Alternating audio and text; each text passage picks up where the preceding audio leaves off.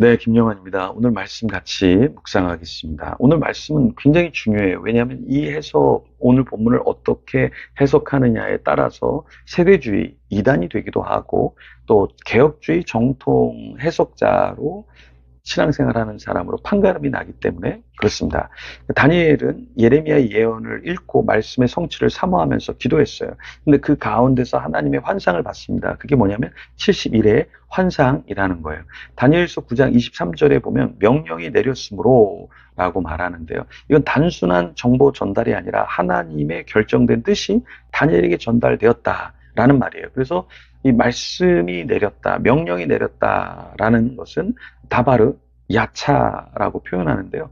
굉장히 중요한 메시지가 다니엘에게 왔다라는 말입니다. 다니엘서 9장 24절에 보면 71회에 대한 내용이 나와요. 내 백성과 내 거룩한 성을 위하여 하나님의 계시인 71회가 이제 보여지게 되는데요.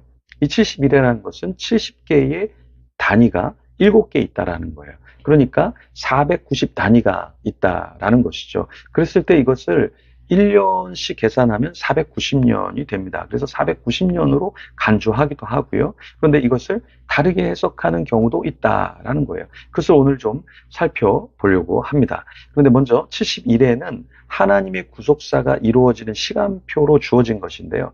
이 시기의 목표는 무엇이냐? 6가지로 우리가 볼 수 있어요. 첫 번째는 허물을 그치게 하는 것, 두 번째 죄를 끝내게 하는 것, 세 번째 죄악을 속하는 그러한 것, 네 번째는 영원한 의를 드러내는 것, 다섯 번째는 환상과 예언을 임봉하는 것, 여섯 번째는 지극히 거룩한 일을 기름 붓는 것. 그래서 이 시기의 목적은 이렇게 6가지로 볼 수 있는데요. 사실 이 목적은 모두 다 메시아 예수 그리스도를 향한 것이고 성취되는 구속의 핵심을 담은 것이다. 그러면 이 71회를 다시 세부적으로 구분하면 7일회, 그리고 62일회, 그리고 1일회로 볼 수 있습니다. 먼저 첫 번째 7일회는 7일회니까 7, 7에 49, 49년이죠. 그래서 다니엘서 9장 25절에 보면 예루살렘을 중거라는 영이 날 때부터 기름 부음을 받은 자 곧 왕이 일어나기까지 7일회와 62일회가 지날 것이요. 이 7일회는 어떤 것이냐면 이 칙령은 성전과 예루살렘 회복의 시작점으로 수르바벨과 에스라, 느헤미야 시대를 거쳐 약 49년간의 성전 재건, 그러니까 사회적 기틀 회복을 이루는 그 기간을 7일에 49년으로 보는 것입니다. 그 뒤에 이제 두 번째로 62일회가 나오는데요. 이건 434년인데 그 총 기간에 어떤 일이 있느냐? 메시아의 도래를 준비하는 것이죠. 그래서 선지자 말라기 이후에 신구약 중간사를 보면 메시아의 도래 기간까지 어느 정도 기간이 필요하죠. 그 기간을 말하는 게 62일회라는 것이에요. 그리고 세 번째로 마지막 한 일회인데요. 이걸 어떻게 해석하냐에 따라서 세대주의냐 아니면 개혁주의냐 해석이 완전히 달라집니다. 다니엘서 9장 27절에 보면 마지막 한 일에 관한 말씀이 나오는데요. 다니엘서 9장 27절에 그가 장차 많은 사람들과 더불어 언약을 굳게 맺고 그 일의 절반의 제사와 예물을 금지할 것이며 또 포악하여 가증한 것이 날개를 의지하여 설 것이며 또 이미 정한 종말까지 진노가 황폐하게 하는 자에게 쏟아지리라. 자, 여기서 그는 누구일까요? 여기 그는 그가 언약을 굳게 맺는다 이렇게 말하는데요. 여기서 그라는 것은 앞선 문맥에서 말하는 기름 부음 받은 자, 메시아를 의미하는 거죠. 그래서 개혁주의에서는 그를 예수 그리스도로 해석합니다. 네, 마태복음 26장 28절에서 주님이 친히 언급하신 새 언약 성립과도 맞닿아 있죠. 7년의 이 구조와 의미를 보면 마지막 한 일에는 7년을 상징하는데 개혁주의에서는 문자적인 7년으로 보지 않아요. 네, 대신에 이 시기를 예수 그리스도의 공생의 초대교회 초기 사역까지 포괄하는 것으로 봅니다. 네. 그러면 세대주의는 이것을 어떻게 보냐면 세대주의는 이것을 미래적인 종말에 휴거가 일어나고 박해가 일어나고 환란이 있을 그 기간으로 상정해요. 근데 이게 조금 문제가 되는 게 왜 갑자기 7일에 62일에는 뭐 몇 년이다 이러한 문자적으로 보다가 왜 마지막은 갑자기 상징적으로 미래적으로 종말론적으로 보냐라는 거예요. 그래서 해석을 하려면 일괄적으로 해석을 해야 되는데 갑자기 마지막 일에 한 일에는 굉장히 영원한 어떤 미래적인 것을 해석하는 것은 잘못됐다라는 거예요.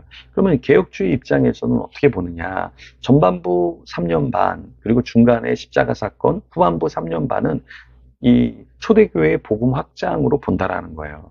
그러니까 전반부의 3년 반은 예수님의 공생애로 보고, 중간은 십자가 사건, 제사 제도의 종결, 영원한 속죄의 완성으로 보고요. 후반부는 마지막 3년 반은 초대교회 복음 확장 기간으로 본다라는 거예요. 이게 개혁주의 해석이라는 것입니다. 그래서 여러분들이 이 본문을 해석할 때 너무 세대주의적인 해석으로 해서 미래의 7년 대환란이다. 그리고 이것은 종말론적인 것으로 봐야 된다라고만 보면 문제가 될 수 있습니다.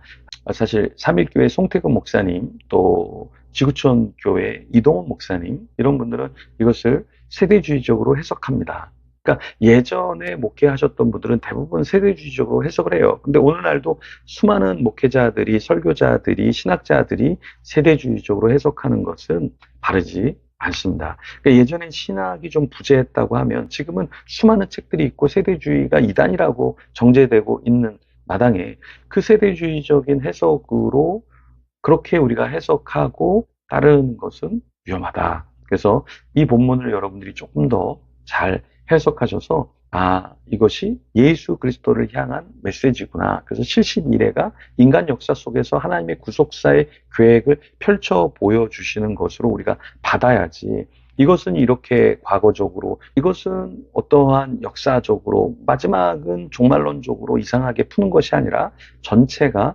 메시아의 죽음과 부활, 새 언약의 성취를 목표로 하는 메시지구나. 이렇게 다니엘서를 받아야겠습니다. 그렇다고 해서 우리가 종말이 없다라고 말하는 것은 아닙니다. 우리 주님이 다시 오실 날 우리가 그 날을 우리가 고대하고 있잖아요. 그런 입장에서 우리는 더 신앙생활할 때 긴장을 하면서 마지막 때가 분명히 있을 거예요. 개인적인 종말도 있을 것이고 시대적인 종말이 있습니다.